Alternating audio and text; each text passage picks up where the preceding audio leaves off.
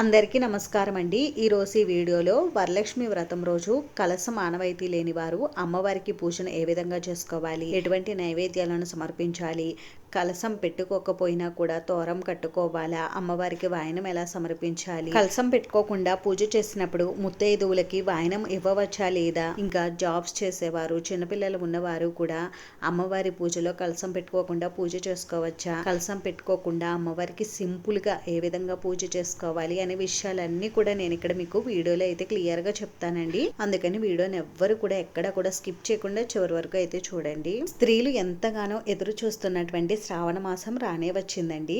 ఇంకా ప్రతి ఒక్క స్త్రీ కూడా వరలక్ష్మి వ్రతం కోసం ఎంతగానో ఎదురు చూస్తారు కదండి. ఆ వరలక్ష్మీదేవి వ్రతం కూడా మనకి తొందరలోనే రాబోతుంది. అయితే వరలక్ష్మి వ్రత పూజా విధానం అంతా కూడా నేను ఒక వీడియో అయితే చేసి ఛానల్లో పెట్టానండి. ఎవరికైనా ఇంట్రెస్ట్ ఉంటే ఛానల్లోకి వెళ్ళి ఆ వీడియోని అయితే చూడండి.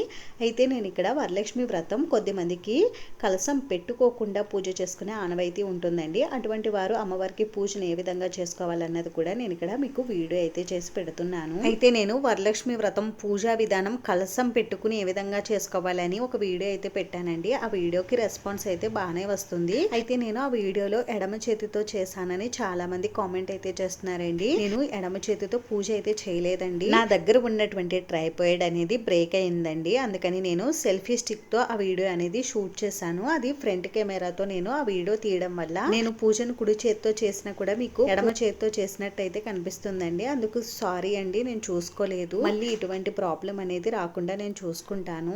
మనకి ప్రతి సంవత్సరము కూడా వరలక్ష్మీదేవి వ్రతం అనేది శ్రావణ మాసంలో వచ్చే పౌర్ణమికి ముందుగా వచ్చే శుక్రవారం రోజు అయితే జరుపుకోవాలండి. కాబట్టి మనకి 2024 సంవత్సరంలో వరలక్ష్మీదేవి వ్రతం ఆగస్టు 16వ తేదీన అయితే వచ్చిందండి. ఈ రోజే వరలక్ష్మి వ్రతాన్ని అయితే జరుపుకోవాలి. అయితే ఈ రోజు మీకు వరలక్ష్మి వ్రతం ఏ కారణాల చేతైనా చేసుకోవడం కుదరకపోతే అప్పుడు మీరు ఈ శ్రావణ మాసంలో వచ్చేటటువంటి శుక్రవారాల్లో ఈ వరలక్ష్మి వ్రతాన్ని అయితే ఆచరించుకోవచ్చండి.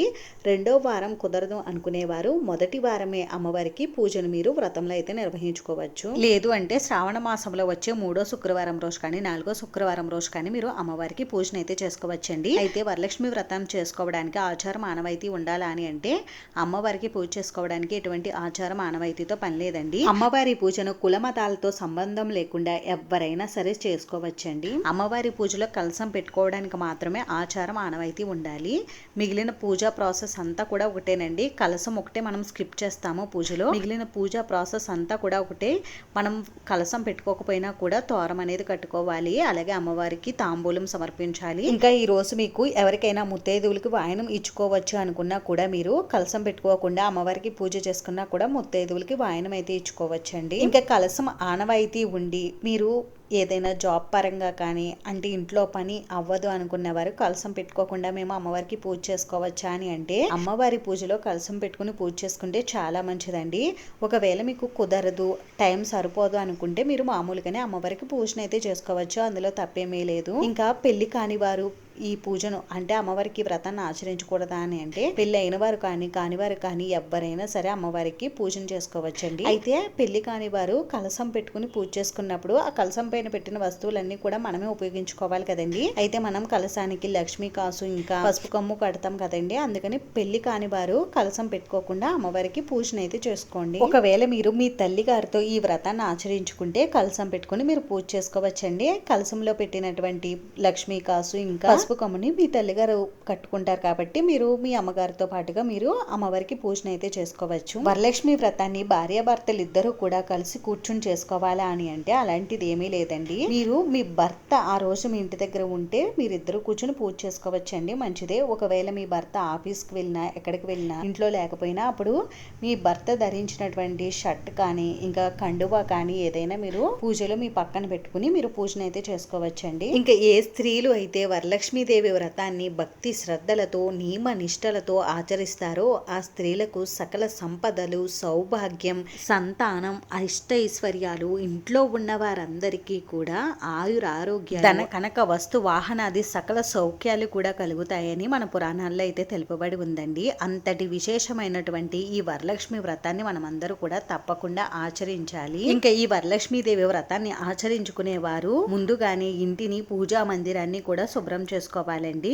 ఇంకా ఈ రోజున సూర్యోదయానికంటే ముందుగానే నిద్ర లేచి ఇంటిని శుభ్రపరుచుకుని తలస్నానం ఆచరించి గడపకు పసుపు రాసి కుంకుమ బియ్య పిండితో బొట్లు పెట్టుకుని ముందుగా ద్వారలక్ష్మికి పూజన చేసుకోవాలి. తర్వాత పూజా మందిరాన్ని కూడా పువ్వులతో అందంగా అలంకరించుకుని అమ్మవారికి పూజను మనం పూజా మందిరంలోనైనా చేసుకోవచ్చు, లేదా ఇలా ప్రత్యేకంగా పీఠంలో అయినా ఏర్పాటు చేసుకుని మనం అమ్మవారికి పూజ చేసుకోవచ్చండి. మనం కలసం పెట్టుకోకపోయినా అమ్మవారికి పూజను మనం కలసం పెట్టుకున్నప్పుడు పూజ ఎలా చేసుకుంటామో అదే విధంగా వ్రతంలో అయితే ఆచరించుకోవాలి. ముందుగా మనం అమ్మవారి పూజను ఎక్కడైతే చేసుకోవాలి అని అనుకుంటామో అక్కడ గోమయంతో కానీ గోమూత్రంతో కానీ లేదు అంటే పసుపుతో కానీ అలికి బియ్య పిండితో ముగ్గులు పెట్టి ఒక పీటకు కూడా పసుపు రాసి బియ్య పిండి కుంకుమతో బొట్లు పెట్టి పీట పైన కూడా ఏదైనా ముగ్గు పెట్టుకుని ఆ పీట పైన ఏదైనా ఒక వస్త్రాన్ని పరుచుకోవాలి. ఈ వస్త్రం కొత్తదైనా పర్వాలేదు, లేదు అంటే ఉతికిందైనా పర్వాలేదండి. ఆ తర్వాత ఈ వస్త్రం పైన ఒక 3 గుప్పిళ్ళ వరకు బియ్యాన్ని పోసి ఈ బియ్యం పైన కూడా కొద్దిగా పసుపు కుంకుమలను ముంచి ఇప్పుడు అమ్మవారి చిత్రపటాన్ని గంధం కుంకుమ బొట్లతో అందంగా అలంకరించుకుని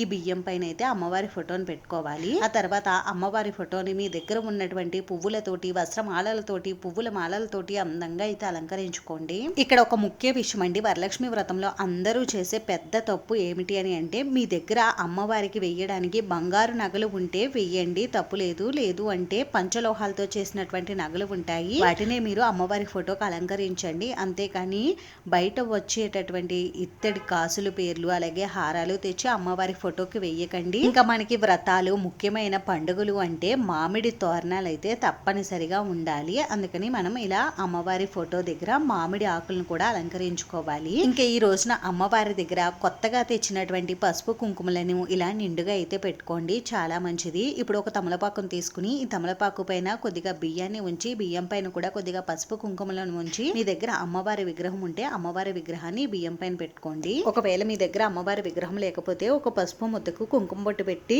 ఈ పసుపు ముద్దని మీరు అమ్మవారిగా భావించి పూజలో పెట్టుకోవచ్చండి. అలానే మనం కలసం పెట్టుకోకపోయినా కూడా మనం పూజలో తోరాలు అయితే పెట్టుకోవాలండి. ఈ తోరాలు కూడా 3 అయితే పెట్టుకోవాలి. ఒక తెలుపు రంగు దారాన్ని తీసుకుని ఈ దారాన్ని 9 పోగులు అయితే పోసుకుని ఈ దారానికి పసుపును రాసి ఈ దారానికి 9 ముడులను వేసుకుని 9 ముడుల్లో కూడా పువ్వులు మామిడాకులు తమలపాకుల్ని పెట్టుకుని మీరు తోరం అయితే తయారు చేసుకోవాలండి. ఇలా 3 తోరాలను అయితే తయారు చేసుకోవాలి. మొదట తయారు చేసిన తోరాన్ని అమ్మవారికి, రెండవ తోరాన్ని ముత్తైదువులకి, మూడవ తోరాన్ని మనము కట్టుకోవాలండి. ఇలా ఎంతమంది పూజ చేస్తే అంతమందికి అన్ని తోరాలు తయారు చేసుకోవాలి. మనం ఇంకా ఏ పూజ చేసినా వ్రతం చేసినా కూడా ప్రథమ పూజ గణపతికే చేస్తాం కాబట్టి పూజలో తప్పనిసరిగా పసుపు గణపతిని కానీ లేదా మీ దగ్గర ఉన్నటువంటి గణపతి విగ్రహాన్ని కానీ పూజలో పెట్టుకోవాలండి. ఇంకా నేను అమ్మవారికి చేసి ఈ పూజలో కామాక్షి దీపాన్ని కూడా పెట్టుకుంటున్నానండి. అలాగే మనం ఈ పూజలో ఎన్ని దీపాలైనా పెట్టుకోవచ్చండి, 2 కానీ 3 కానీ 5 కానీ 9 కానీ ఇలా ఈ సంఖ్యలో ఎన్ని దీపాలైనా పెట్టుకోవచ్చు. ఈ రోజు పూజలో దీపారాధన కోసం ఆవునేను ఉపయోగిస్తే చాలా మంచిదండి. ఇప్పుడు అమ్మవారికి సమర్పించే తాంబూలంలో ఏ వస్తువులను పెట్టాలి అని అంటే ఇప్పుడు ఏదైనా ఒక ఇత్తడి ప్లేట్ తీసుకుని ఇందులో మనం అమ్మవారికి చీర పెట్టాలనుకుంటే చీరను పెట్టవచ్చండి, లేదు అంటే బ్లౌజ్ పీస్ ని పెట్టవచ్చు. అమ్మవారికి సమర్పించే తాంబూలంలో చీర, జాకెట్ ముక్క, 2 తమలపాకులు, 2 పండ్లు, ఒక చిల్లర నాణెం, 2 పసుపు కొమ్ములు, 2 వక్కలు, గాజులు, నానబెట్టినటువంటి శనగలు, పండ్లు, పసుపు, కుంకుమ, పువ్వులు వీటినైతే మనం అమ్మవారికి సమర్పించే తాంబూలంలో అయితే పెట్టుకోవాలండి. ఇంకా మనం పూజలో పెట్టుకున్నటువంటి పసుపు గణపతిని, కామాక్షి దీపాన్ని, దీపపు కుందుల్ని కూడా పువ్వులతో అందంగా అలంకరించుకోవాలండి. ఇలా పూజకు కావలసినవన్నీ కూడా సిద్ధం చేసుకున్న తర్వాత ఇప్పుడు పూజా పీట పైన కొద్దిగా జవ్వాది పౌడర్ ని ఈ విధంగా అయితే వేసుకోండి. అక్కడక్కడ ఇలా పూజా పీట పైన జవ్వాది పౌడర్ ని వేసుకోవడం వల్ల పూజా రూమ్ అంతా కూడా మంచి స్మెల్ అయితే వస్తుందండి. ఎక్కడైతే మంచి సువాసనలు వెదజల్లుతూ ఉంటాయో అక్కడ అమ్మవారికి తిష్ట వేసుకుని కూర్చుంటారని అంటారండి. అందుకని జవ్వాది పౌడర్ ని కానీ పచ్చకర్పూరం కానీ మెదుపుకుని వేసుకోండి. ఇక్కడ నేను పూజలో ఆకు పైన పసుపు కొమ్ముల్ని పెట్టాను కదండి. ఇలా ఎందుకు పెట్టానంటే అమ్మవారికి ఇరుప్రక్కలా కూడా ఏనుగులు ఉంటాయి కదండి, నా దగ్గర ఏనుగు బొమ్మలు లేవు, అందుకని నేను ఇక్కడ పసుపు కొమ్ముల్ని ఏనుగులుగా భావించి పూజలు అయితే పెట్టుకున్నానండి. ఇప్పుడు ముందుగా దీపారాధన అయితే చేసుకోవాలండి. దీపారాధన చేసుకున్న తర్వాత వెలుగుతున్న దీపాల దగ్గర కొద్దిగా పసుపు కుంకుమ గంధం అక్షంతలు పూలు సమర్పించి దీపలక్ష్మికి నమస్కారం చేసుకోవాలండి. ఆ తర్వాత ఆచమనం చేసుకుని ఇక్కడ మనం పూజలో కలసం పెట్టుకోలేదు కాబట్టి పంచపాత్రలో ఉన్న నీటిలో కొద్దిగా అక్షింతలను పుష్పాలను వేసి కుడి చేతిని పంచపాత్రపై ఉంచి కలస మంత్రం చెప్పుకుని ఆ తర్వాత ఆ నీటిని పుష్పముతో కలుపుతూ మనం పూజా పీట పైన పూజా ద్రవ్యముల పైన మన పైన కూడా అంతటా చిలకరించుకోవాలండి. ఇలా చేసుకుంటే మనకి పూజా పీట మనము కూడా శుద్ధి అవుతాము. ఆ తర్వాత మనం గణపతికి పూజ అనేది నిర్వహించుకోవాలి. గణపతికి షోడశోపచార పూజ కానీ పంచోపచార పూజ కానీ నిర్వహించుకోవాలి. గణపతికి కొద్దిగా పసుపు కుంకుమ గంధం అక్షంతలు పువ్వులు సమర్పించి ధూపం దీపం నైవేద్యం కూడా సమర్పించాలి. స్వామివారికి నైవేద్యంగా చిన్న బెల్లం ముక్కనైనా మీరు నివేదించవచ్చండి. అలాగే స్వామివారికి పూజ చేసేటప్పుడు స్వామివారి స్తోత్రాలు శ్లోకాలు అన్ని కూడా చదువుకుంటూ స్వామివారికి పూజ పూజ చేసుకోవాలి. స్వామివారి స్తోత్రాలు శ్లోకాలు ఏవి కూడా మీకు చదవడం రాదు అని అనుకుంటే ఓం గం గణపతయే నమః అని అనుకుంటూ మీరు స్వామివారికి పూజ చేసుకోండి. ఇప్పుడు స్వామివారికి కర్పూర నీరాజనం సమర్పించి 2 అక్షంతలను పుష్పాలను తీసుకుని స్వామివారి పాదాల దగ్గర ఉంచి స్వామివారికి శిరస్సు వంచి నమస్కారం చేసుకోండి. ఈ విధంగా చేసుకుంటే గణపతి పూజ పూర్తవుతుంది. ఇప్పుడు 2 అక్షంతలను పుష్పాలను తీసుకుని అమ్మవారి పాదాల దగ్గర ఉంచి అమ్మవారికి ఆహ్వానం అయితే పలకండి. ఈ రోజున మీరు అమ్మవారిని పంచామృతాలతో కానీ ఆవు పాలతో కానీ పసుపు కలిపినటువంటి జలంతో కానీ కుంకుమ కలిపినటువంటి జలంతో కానీ అభిషేకం చేస్తే చాలా మంచిదండి. అభిషేకం చేయకపోయినా కూడా పర్వాలేదు. మీరు అమ్మవారికి ఈ రోజు తప్పకుండా షోడశోపచార పూజను అయితే నిర్వహించుకోవాలండి. షోడశోపచార పూజ చేసుకోవడం కుదరదు అనుకునేవారు అమ్మవారికి పంచోపచార పూజనే నిర్వహించుకోవచ్చు. అమ్మవారికి కొద్దిగా పసుపు కుంకుమ గంధం అక్షంతలు పువ్వులు సమర్పించాలి. అమ్మవారి శ్లోకాలు స్తోత్రాలు అన్ని కూడా చదువుకుంటూ అమ్మవారిని పువ్వులతోటి అక్షంతలతోటి చిట్టిగాజులతోటి తామర గింజలతోటి కుంకుమతోటి పూజించుకోవచ్చండి. ఒకవేళ మీకు అమ్మవారి శ్లోకాలు స్తోత్రాలు ఏవి కూడా చదవడం రాదండి అనుకునేవారు ఓం శ్రీ మహాలక్ష్మీదేవియే నమః అని అనుకుంటూ అయినా, లేదు అంటే ఓం శ్రీ వరలక్ష్మీదేవియే నమః అని అనుకుంటూ అయినా, లేదా శ్రీమాత్రే నమః అని అనుకుంటూ అయినా పూజన చేసుకోవచ్చు. అయితే మనం అమ్మవారికి పూజ చేసేటప్పుడు అమ్మవారికి ఎంతో ఇష్టమైనటువంటి మంగళకరమైన వస్తువులు కొన్ని ఉన్నాయి కదండి. లక్ష్మీ గవ్వలు, గోమతి చక్రాలు, చిట్టిగాజులు, ఇవన్నీ కూడా మనం అమ్మవారికి ఈ విధంగా పూజ చేసేటప్పుడు తప్పకుండా కంపల్సరీగా ఉండాలా అని అంటే మీ దగ్గర పూజ చేసుకోండి. లేకపోతే ఇవి సపరేట్ గా కొని మీరు అమ్మవారికి పూజ చేయవలసిన అవసరం లేదండి. ఉంటే చేసుకోండి, లేదు అంటే అమ్మవారికి మీరు కుంకుమ పూజని నిర్వహించుకోండి. అమ్మవారికి ఎంతో ఇష్టమైన పూజ కుంకుమ పూజ. అమ్మవారికి కుంకుమతోటి పువ్వులతోటి అక్షంతలతోటి పూజన చేసుకోండి. మనం అమ్మవారికి పూజ చేసేటప్పుడు ఆభరణాలు, కొన్ని రకాల వస్తువులు, నైవేద్యాలు కాదండి పూజ అంటే. మనం చేసేటటువంటి పూజ ఎంత భక్తిగా శ్రద్ధగా చేస్తున్నాం అనేది ముఖ్యం. మనం అమ్మవారికి పూజ చేసేటప్పుడు మన ధ్యాస అంతా కూడా అమ్మవారి మీదే పెట్టి అమ్మవారికి ఒక పుష్పాన్ని అలాగే చిన్న బెల్లం ముక్కని నివేదించినా కూడా అమ్మవారు తప్పకుండా అయితే స్వీకరిస్తారండి. అందుకని మీ దగ్గర ఉన్న వస్తువులతోటి అమ్మవారిని పూజించుకోండి. ఇలా అమ్మవారికి పూజ అంతా కూడా పూర్తి చేసిన తర్వాత అమ్మవారికి ధూపం దీపం నైవేద్యం అయితే సమర్పించాలండి. నైవేద్యంగా మీరు వేటినైనా అమ్మవారికి నివేదించవచ్చు. నేనైతే ఇక్కడ నానబెట్టినటువంటి శనగల్ని, పులిహోర, దద్దోజనాన్ని ఒక 3 రకాల నైవేద్యాలను అయితే సమర్పించానండి. అలాగే పండ్లను మీ దగ్గర ఏవి ఉంటే వాటిని అమ్మవారికి నైవేద్యంగా నివేదించవచ్చు. ఇప్పుడు అమ్మవారికి నిండుగా తాంబూలం అయితే సమర్పించాలండి. మనం అమ్మవారికి తాంబూలం సిద్ధం చేసుకున్నాం కదండి. ఆ తాంబూలాన్ని మీరు అమ్మవారికి సమర్పించవచ్చు. అలాగే పూర్ణఫలమైన కొబ్బరికాయను కూడా మీరు అమ్మవారికి సమర్పించాలి.